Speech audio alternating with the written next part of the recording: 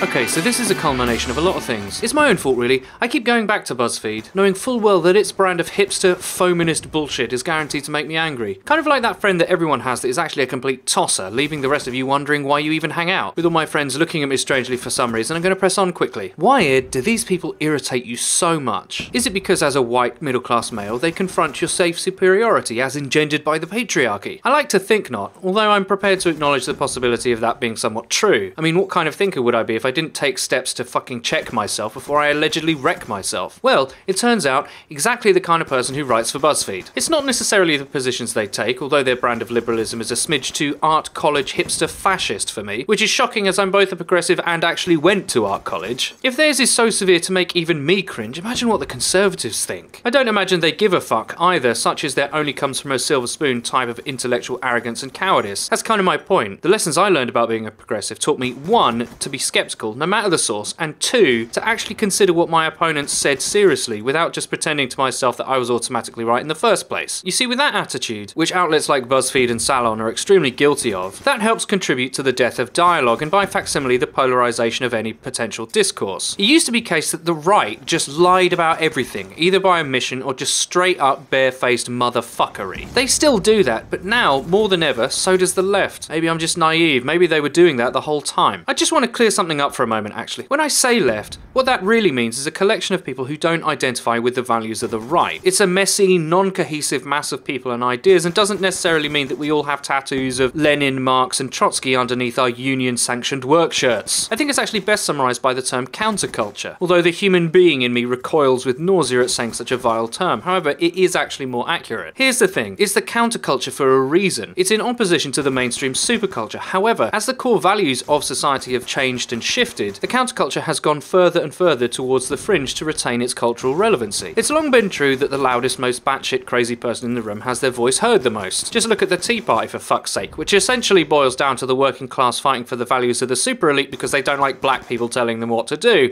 only in America. My point is, outlets like BuzzFeed and their ilk are the Tea Party of the left. A lot of their ideas are poorly thought out with an arrogant assumption that just because they had them, they were automatically correct. I don't know about you, but my bullshit alarm is going off. That sounds exactly like the fucking man to me. Later, fags.